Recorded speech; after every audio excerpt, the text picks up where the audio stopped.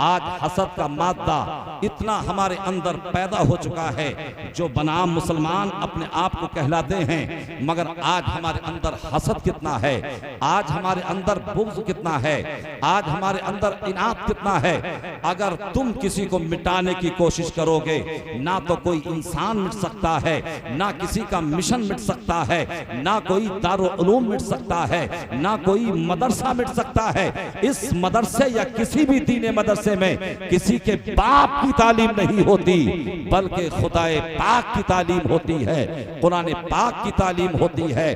तो लिहाजा मेरे भाइयों, आप देखते हैं कादरी साहब को, एक छोटा सा वजूद है मगर बारे जहान है। इन्हें मदरसे को भी देखना है, इन्हें मदरसीन को भी देखना है, इन्हें तलबा को भी देखना है, इन्हें मदरसे की इमारत को भी देखना है, इन्हें अपने मदरसे के अखराजात को भी देखना है। मैंने बहुत सारे सरबराहों को देखा है, मैंने बहुत सारे नाज़िमीन को देखा है जो हजरात मदरसा बनाने से पहले अपना घर बनाते हैं, मदरसा बनाने से पहले अपनी फैसिलिटी का इंतजाम करते हैं, मगर ये नन्ना सा वजूद है, दिल में ऐसा दर्द दिल लिए हुए है, दर्द दीन लिए हुए है, दर्द मसलकी आला हजरत लिए हुए है कि मैंने देखा है कि इस शख्सियत ने अभी अपना घर नहीं बनाया है, बल्कि दिल में तमन्ना ये है कि अगर ये मदरसा तामीर हो जाए तो फिर इंशाअल्लाह इस मदरसे से मसलकी आला हजरत का पैगाम दिया जाएगा।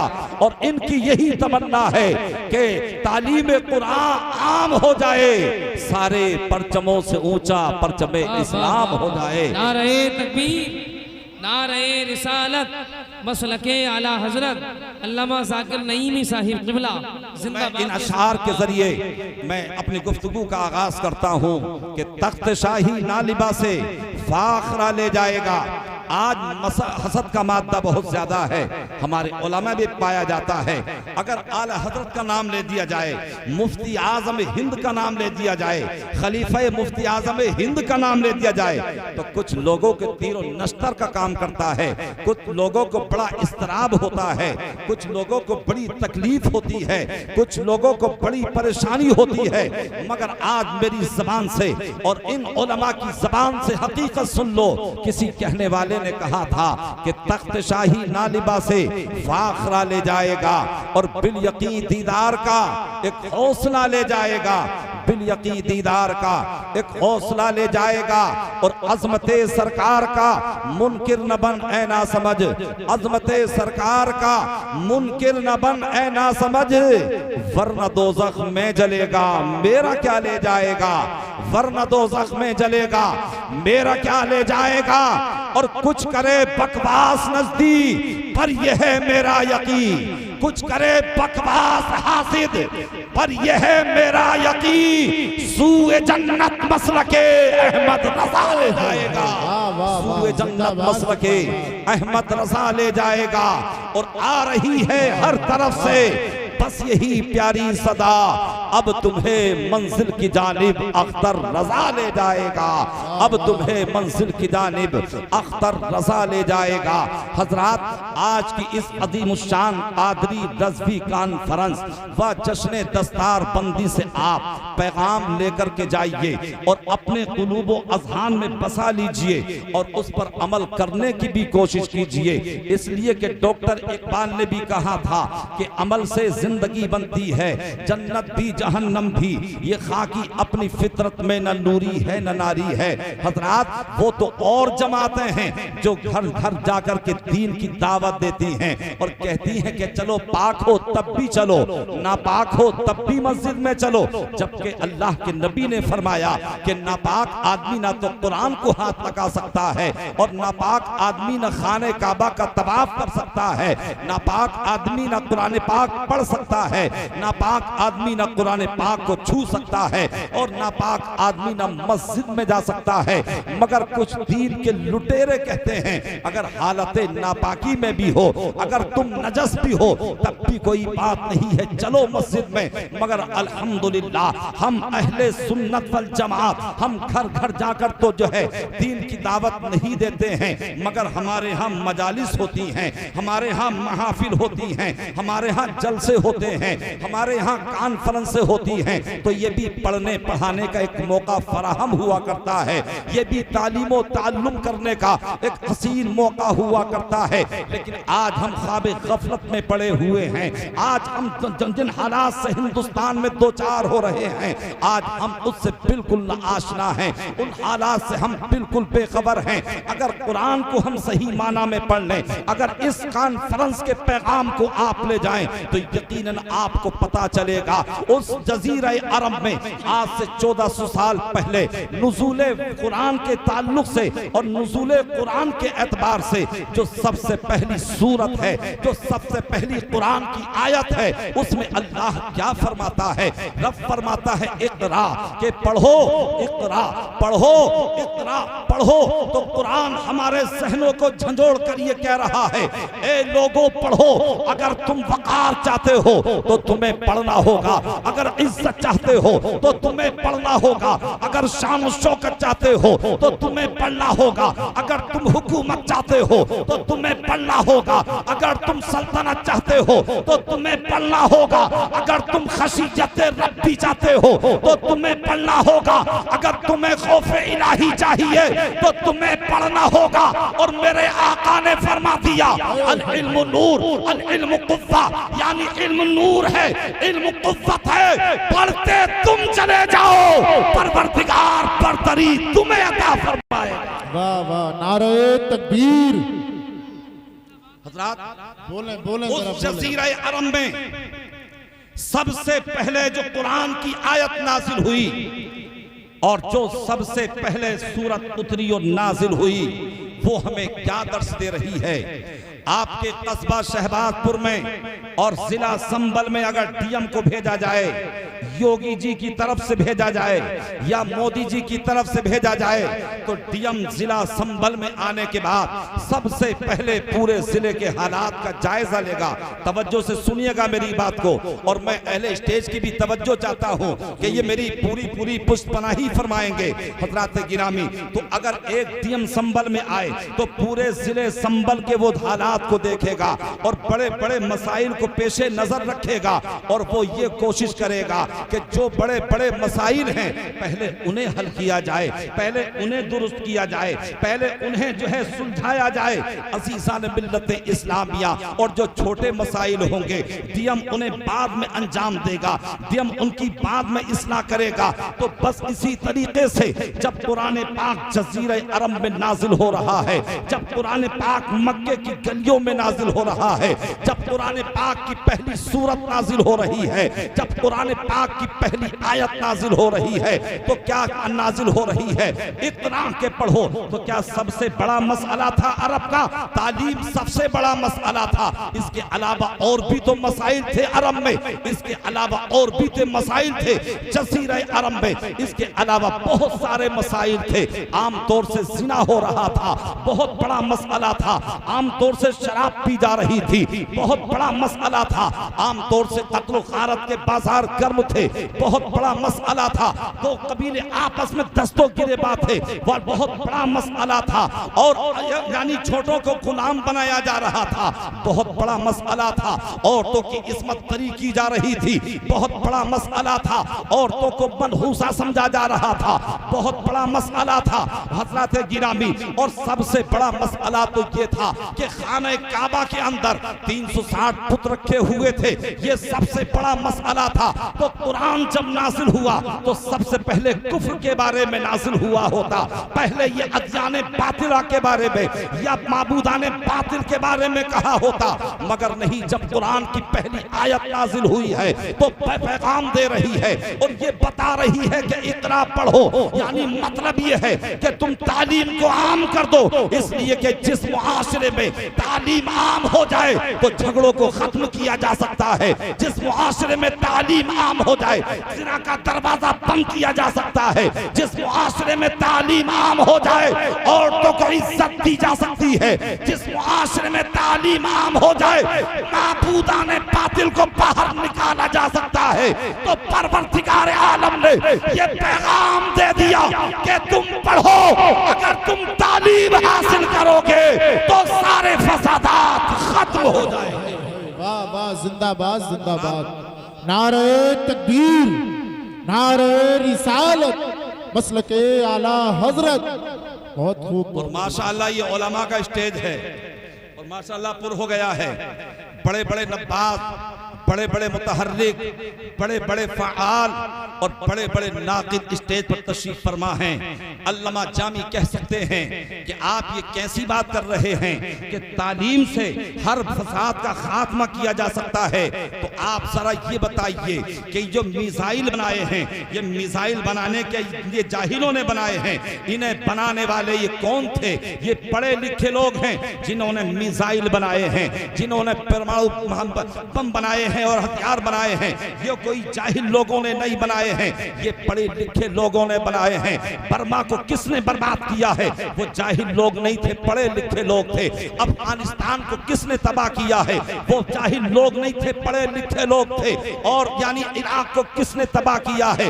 वो पढ़े लिखे लोग थे, जाहिल नहीं थे। आज से कई साल पहले यानी जापान पर जो बम मारा था, परमाणु बम, तो वो किसी जाहिल ने नहीं मारा था, बल्कि वो पढ़े लिखे लोगों ने मारा था। मौलाना जामी ये कह सकते हैं, जब आप ये दावा कर रहे हैं कि तालीम से हर करप्शन खत्म हो सकता है, हर फिसाद का सद्देबाब हो सकता है, तो फिर ये तालीम तो है, घर घर में तालीम है, मुल्क मुल्क में तालीम है, बस्ती बस्ती में तालीम है। तालीम तो आम हो गई, मगर ये फितना फसाद का दरवाजा बंद क्यों नहीं हुआ? तालीम तो आम हो गई, मगर ये करप्शन बंद क्यों नहीं हुआ? तालीम तो आम हो गई, मगर ये फसादात का सद्देबाब क्यों नहीं हुआ? तो हजरात आओ हजरत आयशा से पूछते हैं, ए आयशा आप जरा बताइए कि नुज़ूल कुरान की कैफियत क्या रही है? नुज़ूल कुरान के और नुज़ूल सूरत और आयत के बारे में बताइए। हजरत आयशा सिद्दीक़ा रज़ियल्लाहु ताला अन्हा फरमाती हैं कि जब मुस्तफ़ा जान रहमत पर ये पहली आयत और सूरत नाजिल हुई, हजरत जिब्रील अमी हाजिर हुए, अर्ज़ की या रसूल अल्लाह इक़रा पढ़िए।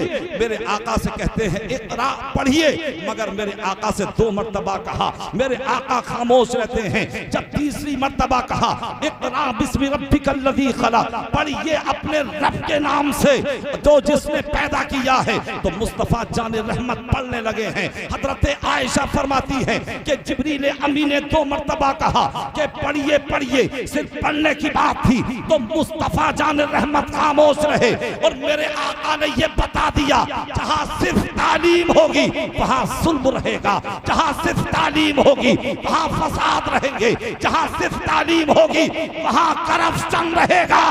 अगर तालीम रब के नाम पर हो तो फसादात खत्म हो जाएंगे, अगर तालीम रब के नाम पर हो तो बुराइयों का खात्मा हो जाएगा। बेशक बेशक बेशक। हजरात, तो जहां तालीम पेट के नाम पर हो, जहां सिर्फ तालीम हो, आज तो ये जुल्म और बर्बरियत के पहाड़ तोड़े जा रहे हैं, वहां सिर्फ तालीम है। और जहां तालीम रब के नाम से होती है, जहां तालीम रब के नाम पर होती है, वहां जुल्म नहीं होता है, वहां अदल होता है, वहां इंसाफ होता है। जहां रब के नाम पर तालीम होती है, वहां बुग़्ज़ और इनाद नहीं होता है, बल्कि वहां मोहब्बत होती है, वहां भाईचारा होता है।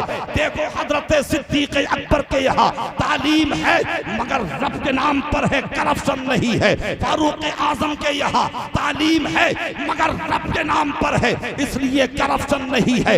हजरत उस्मान गनी के यहाँ तालीम है, मगर रब के नाम पर है, करप्शन नहीं है। हजरत अली के यहाँ तालीम है, मगर रब के नाम पर है, इसलिए करप्शन नहीं है। हजरत उमर बिन अब्दुल अजीज के यहाँ तालीम है, मगर रब के नाम पर है, इसलिए करप्शन नहीं है।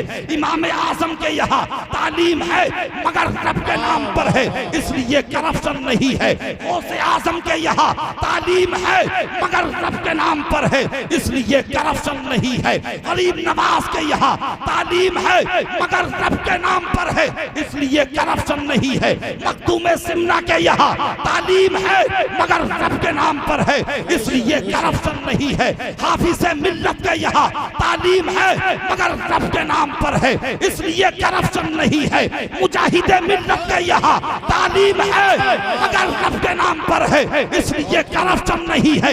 आला हजरत के यहाँ तालीम है, मगर रब के नाम पर है, इसलिए करप्शन नहीं है। ताजुल शरिया के यहाँ तालीम है मगर रब के नाम पर है, इसलिए करप्शन नहीं। नारे तकबीर, नारे रिसालत, कादरी रज़वी कॉन्फ्रेंस, हुजूर ताजो शरिया मसलके आला हजरत मौलाना जाकिर हुसैन साहिब किबला। तो हजरात, जहां तालीम रब के नाम पर होगी वहां करप्शन नहीं होगा, वहां फसाद नहीं होगा, वहां बुराइयां नहीं होंगी। अब कुरान पाक नाजिल हुआ, हमें तालीम पढ़ने की दे रहा है, हमें मैसेज पढ़ने का दे रहा है, हमें पैगाम पढ़ने के लिए दे रहा है। हजरात गिरामी, ये कुरान पाक जो नाजिल हुआ था ये कोई यानी अजमियों में नहीं नाजिल हुआ था, ये किसी जाहिर कौम में नाजिल नहीं हुआ था। कुरान जब आया था तो वो उन लोगों में आया था जो अपने आप को कहा करते थे अना अफसहुल अरब कुल्लुहुमुल अजम, यानी हम ही साहिबे ज़बान हैं, बाकी सारी दुनिया गूंगी है। हम ही साहिबे बलागत हैं, बाकी सारी दुनिया गूंगी है। हम ही साहिबे और असहाबे फसाहत हैं, बाकी सारी दुनिया गूंगी है। तो कुरान कहाँ नाजिल हुआ था, कुरान कहाँ आया था जो कि अपने आप को बड़ा फसीह कहा करते थे, जो अपने आप को फसाहत और बलागत वाला कहा करते थे, वहां कुरान पाक नाजिल हुआ। अब जब कुरान पाक की आयत नाजिल होती रही और सूरतें नाजिल होती रही, जब सूरह बकर की कुछ आयत नाजिल हुई तो कुफ्फारे मक्का ने कहा था, मुशरिकीन मक्का ने कहा था। बात आ रही है आपके समझ में? तो जोर से बोलें सुभान अल्लाह। बहुत तवज्जो से और संजीदगी से आप मेरी बात को समाप्त कीजिएगा। जब सूरह बकरा की चंद आयात नाजिल हुई तो मुशरिकीन ने कहा था ये मोहम्मद सल्लल्लाहु अलैहि वसल्लम हुजरे में जाते हैं, अपने घर में जाते हैं और अपनी मर्जी से जो है इसे यानी गढ़ लेते हैं और फिर लोगों में आकर के सुना देते हैं। आज भी कुछ लोगों का रिश्ता उन्हीं लोगों से है जो कुरान पर एतराज करते हैं, जो कुरान पर अंगुश नुमाई करते हैं, जो कुरान पर हर्फ लाते हैं और कहते हैं साहब किसी ने कहा था कि 26 आयत को निकाल दिया जाए, मगर जानते हो आज उसका हश्र क्या है? आज वो मुसलमानों से गलती की मुआफी मांग रहा है, आज वो जिंदगी की भीख मांग रहा है, आज वो फिर ओत करना चाहता है। ना तो मुसलमान वो कल था, ना आज वो मुसलमान हो सकता है। हम उसे दावत देते हैं अगर अल्लाह का तुझ पर करम हो जाए तो मजहबे शियत में नहीं बल्कि मजहबे और मसलके अहले सुन्नत में आ जा, तू पक्का मुसलमान हो जाए। हज़रात, तो कुफ्फार ने कहा, मुशरिकीन ने कहा कि जैसा मोहम्मद कुरान करते हैं ऐसी किताब तो हम भी ला सकते हैं, तो आप भी जी शऊर हैं क्या? ऐसा कोई कुरान जैसी किताब, ऐसी सूरतें, ऐसी आयात कोई बना सकता है? ना यहाँ बन सकती हैं, ना पाकिस्तान में, ना लंदन में, ना अमेरिका में। जब उस वक्त के काफिरों से ना बनी तो आज के काफिर कैसे बना सकते हैं? तो अल्लाह तबारक व तआला के महबूब सल्लल्लाहु अलैहि वसल्लम को लोग कह रहे हैं कि ये अपनी मर्जी से कमरे में जाते हैं और उसे गढ़ लेते हैं, अपने जी से उसे बना लेते हैं। तो अल्लाह तबारक व तआला ने यानी एक चैलेंज दिया और इरशाद फरमाया, उलमा की तवज्जो, अल्लाह ने फरमाया कुल्ल इन इज्तमाअतिल इंसु वल जिन्न अला अन यातू बिमिस्ली हादल कुरान ला यातूना बिमिस्लिही। आप फरमाओ महबूब, ऐलान फरमा दो कि अगर आदमी और जिन सब इस बात पर मुत्तफिक हो जाएं बिमिस्ली हादल कुरान कि इस कुरान के मिस्ल ले आए, ला यातूना बिमिस्लिही, तो इसका मिस्ल ना ला सकेंगे।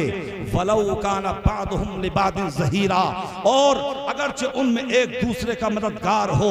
जब कुरान ने ये चैलेंज किया तो सारे कुफार, सारे मुशरिकीन यानी उनकी ज़बानें मुकफ्फल हो गई थी, न कोई भी इसका जवाब ना ला सका था। सबके सब मबहूत हो गए थे, सबके सब मरऊब हो गए थे। मगर जब आदमी के दिल में निफाक भरा होता है, हसद का मादा भरा होता है, तो वो कुछ दिनों के लिए खामोश हो जाता है, फिर उसकी वही खसलत उभारती है उसे कि कर बुराई, कर चुगली और गीबत, फिर जो है वो बुराई करने लगता है। कुछ दिनों के लिए खामोश हुए, मगर कुरान तो धीरे धीरे नाजिल होता रहा, कुरान धीरे धीरे उतरता रहा।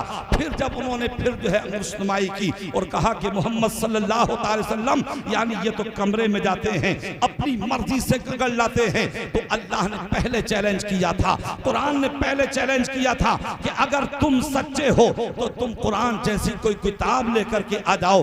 जब तुम साहिबे फसाहत हो, जब तुम साहिबे बलागत हो, तो हजरात गिरामी वो ना ला सके थे। अब अल्लाह ने दूसरा चैलेंज जो है कुछ हल्का कर दिया, फरमाया कुल फातू बिअशरी सुवरिन मिस्लिही, एक महबूब आप ऐलान फरमा दो कि तुम इस जैसी बनाई हुई 10 सूरतें लेकर के आ जाओ। पूरा कुरान तो ना ला सके, पूरे कुरान के मिस्ल तो ना ला सके, यानी कुरान की 10 सूरतों की तरह से बना करके ले जाओ। और अगर अल्लाह के सिवा तुम्हारे जो भी हमदर्द हो, तुम्हें जो भी मिल सके, सबको बुला लो, इन कुंतुम सादिकीन, अगर तुम सच्चे हो। कुरान ने दूसरा चैलेंज किया, मगर कोई भी मुशरिक या काफिर इसका बदल ना ला सका, इसका मिस्ल ना ला सका, मगर हजरात एतराज बराबर करते रहे। फिर कुरान पाक ने तीसरा चैलेंज किया था और अल्लाह ने फरमाया था फातू बि सूरतिन मिन मिस्लिही, यानी अगर तुम 10 सूरतें भी नहीं ला सकते तो कम से कम इस जैसी एक सूरत तो लेकर के आ जाओ। अगर तुम सच्चे हो, अपने तमाम हमदर्दों को बुला लो, अपने तमाम मुआविनों मददगार को बुला लो, अगर तुम सच्चे हो। अल्लाह ने ये चैलेंज फरमा दिया था, मगर सबके सब खामोश हो गए। तो फिर अल्लाह ने फरमाया फ़इन लम तफ़अलू, फिर ना ला सको, वलन तफ़अलू, और ना ला सकोगे, हम फरमाए देते हैं कि तुम हरगिज इसके मिस्ल ना ला सकोगे। तो हजरत गिरामी, जब कुरान पाक मक्के में नासिल हुआ था, तो वो लोग जो अपने आप को फसीहो बलीग कह रहे थे, अहले फसाहत और बलागत में शुमार करते थे, उन्हें अपनी अरबी दानी पर बड़ा नाज था, उन्हें अपनी फसाहत पर बड़ा नाज था, उन्हें अपनी बलागत पर बड़ा नाज था। मगर जब कुरान ने चैलेंज किया था, तो मक्के का या अरब का या जजीरा अरब का कोई भी मुशरिक उसकी मिस्ल ना ला सका था। ना तो कल कोई कुरान की मिस्ल ला सका था, ना आज कोई मिस्ल ला सकता है, ना सुबह क़यामत तक कोई इसकी मसीह ला सकता है। तभी तो मेरे आला हजरत बरेली से पुकार उठे, या रसूल अल्लाह, वो कमाल हुस्न हुजूर है कि गुमान नक्शे जहां नहीं, यही फूल खार से दूर है, यही शम्मा है कि धुआं नहीं, यही तेरे आगे यूं है तबे नचे फुसहा अरब के बड़े बड़े, कोई जाने मुंह में सबा नहीं, नहीं बल्कि जिस्म में जा रही। हजरात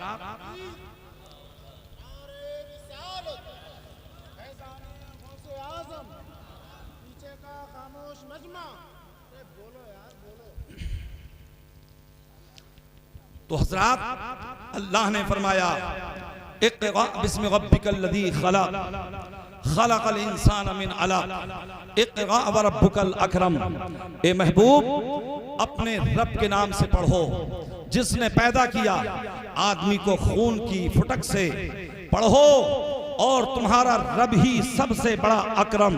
हजरात गिरामी, तो कुरान की पहली सूरत नुज़ूल के एतबार से और पहली आयत हमें तालीम का जो है एक दर्स दे रही है, एक पैगाम दे रही है। अगर हम कुरान पर अमल कर लें तो कसम खुदा की दुनिया की कोई ताकत हमें झुका नहीं सकती है। मगर आज हमारी कौम के नौजवान हैं, इन्हें तालीम से कोई वास्ता नहीं है। ये तो अगर कोई फिल्मी स्टार को देखेंगे तो जैसे उसके बाल देखेंगे वैसे ही ये बाल रखने शुरू कर देते हैं, जैसे उसका लिबास देखेंगे वैसे ही ये लिबास पहनना शुरू कर देते हैं, जैसे उन्हें ठुमके लगाते देखेंगे वैसे ही ठुमके लगाने शुरू कर देते हैं, जैसे उनकी अदाओं को देखेंगे वैसे ही अदाएं शुरू कर देते हैं। मगर याद रखना, फिल्मी स्टार की एक हीरोइन है जिसे रानी मुखर्जी कहा जाता है, उसने अपनी स्पीच में कहा था कि इस पूरी दुनिया के अंदर अगर सबसे ज्यादा अच्छा कैरेक्टर वाला, सबसे ज्यादा अच्छे किरदार वाला, सबसे ज्यादा अपनी अच्छी आदत और अतबार का कोई है तो वो आमना कलाल मोहम्मद अरबी है। तो दुनिया तो तुम्हारे नबी की तारीफ करे, दुनिया तो तुम्हारे नबी के किरदार की तारीफ करे, और तुम जो है आप दुनिया दुनिया की तरफ जा रहे हो, आज तुम दुनिया की तरफ भाग रहे हो। लिहाजा बड़े खस्ता हालात, बड़े अब्तर हालात हिंदुस्तान के चल रहे हैं। अपने बच्चों को डॉक्टर भी बनाओ, अपने बच्चों को इंजीनियर भी बनाओ, अपने बच्चों को प्रोफेसर भी बनाओ, मगर ये सब कुछ बनाने से पहले अपने बच्चों को मुस्तफा का गुलाम बना दो। इसलिए कि आज देखा ये जाता है, अगर किसी का बेटा डॉक्टर बन जाता है, अगर किसी का बेटा इंजीनियर बन जाता है, अगर किसी का बेटा प्रोफेसर बन जाता है, तो वो अगियार के चुंगल में आ जाता है और उसके दामे फरेब में आ जाता है, और आने के बाद वो अपने अकीदे को बदल देता है। नारे तकबीर, नारे रिसालत, मसलके आला हजरत, मसलके आला हजरत मुफ्ती अलाउद्दीन साहिब किबला। नारे तकबीर, कारी अलाउद्दीन साहिब किबला, मुफ्ती आजम साहिब किबला संभली। नारे तकबीर, नारे रिसालत, सुभान अल्लाह।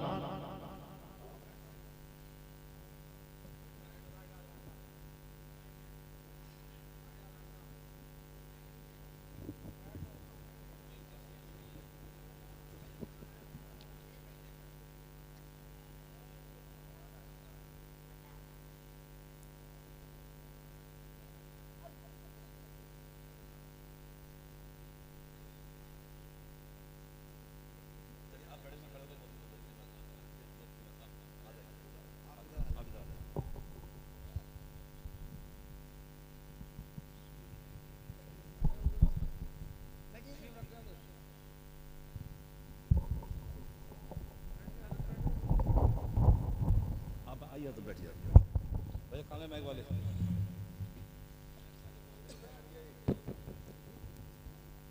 नीचे मौजूद हो।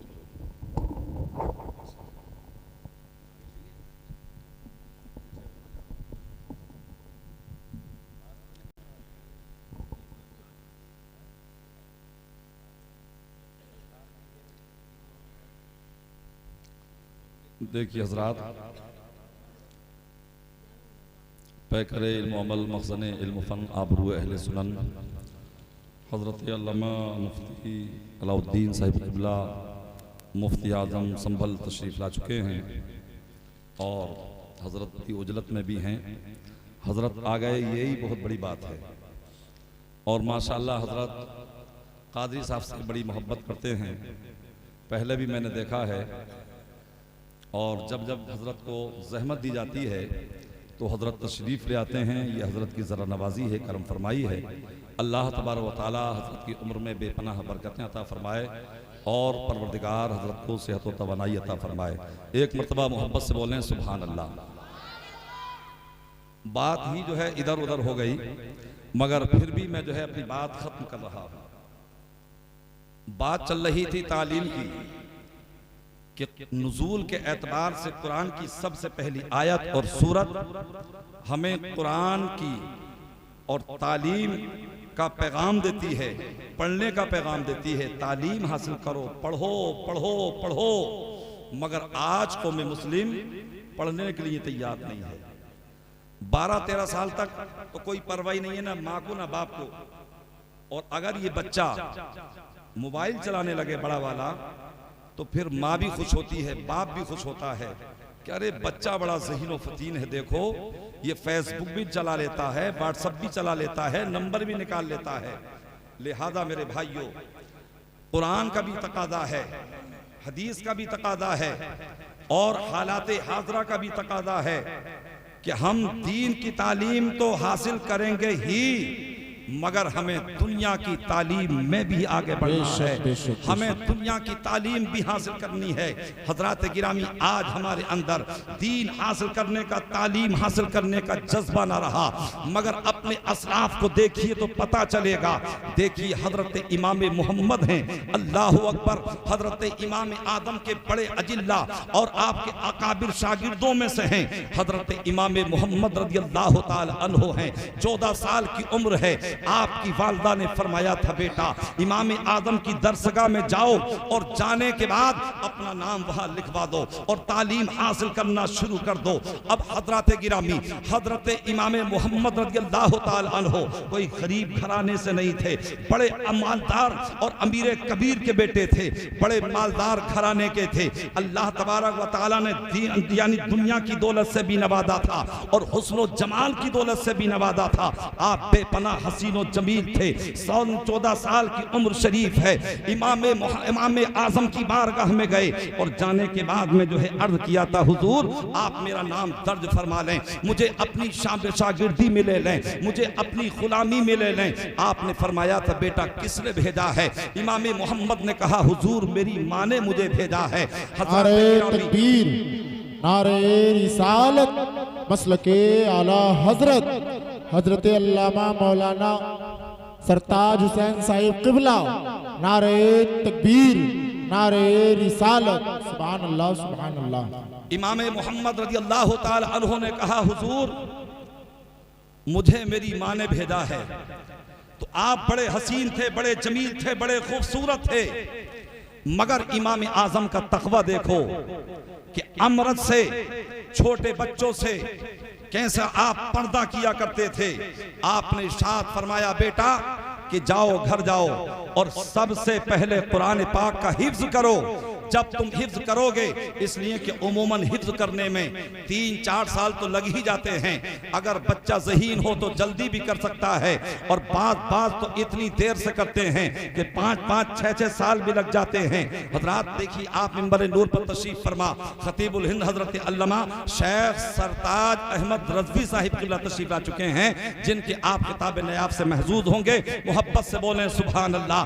आप इमाम आजम रज़ियल्लाहु ताला अन्हु ने इसलिए फरमाया था कि जब तुम हिफ्ज करोगे 3-4 साल उम्मन लग जाएंगे, कुछ उम्र में और इजाफा हो जाएगा, चेहरे पर कुछ बाल आ जाएंगे दाढ़ी के। अब इमाम मोहम्मद गए हैं और 7 दिन के बाद वापस पलट करके आ गए हैं। मैं बात खत्म कर रहा हूँ, तवील नहीं कर रहा हूँ, मोहब्बत से बोलिए सुभान अल्लाह। अब इमाम मोहम्मद रज़ियल्लाहु ताला अन्हु 7 दिन के बाद में आए और आने के बाद में हुजूर में इमाम आजम की बारगाह में हाजिर हो गए। इमाम आजम ने कहा था, बेटा मोहम्मद मैंने तुमसे कहा था पहले घर जाओ और हिफ्ज करके तब मेरी बारगाह में आना, तब मेरी दरसगाह में आना।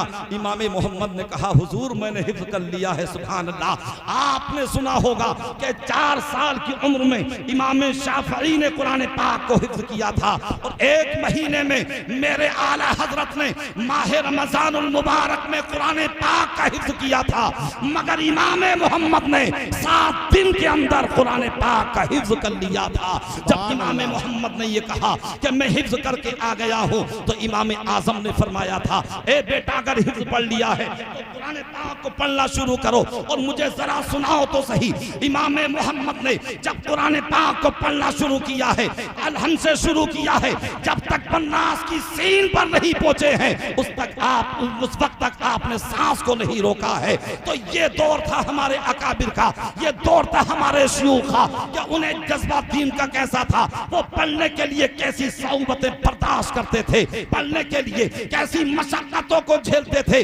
आज हमें भी ये पैगाम मिल रहा है, आज हमें भी ये दर्स इबरत मिल रहा है कि ए मुसलमानों, अगर तुम तालीम हासिल ना करोगे तो इज्जत का तसव्वुर भी नहीं किया जा सकता है और वक़ार का कोई जो है यानी तखय्युल भी नहीं किया जा सकता है। तो आज की इस अंजुमन से ये अज़्म मुसम्मम करके जाना कि या रसूल अल्लाह, जब तक हमारी जान में जान रहेगी मज़हब इस्लाम पर कुर्बान रहेगी। और जब तुम याद में मुसम्मम करके जाओगे तो परवरदिगार तुमसे राजी हो जाएगा, मुस्तफा जान रहमत तुमसे राजी हो जाएंगे।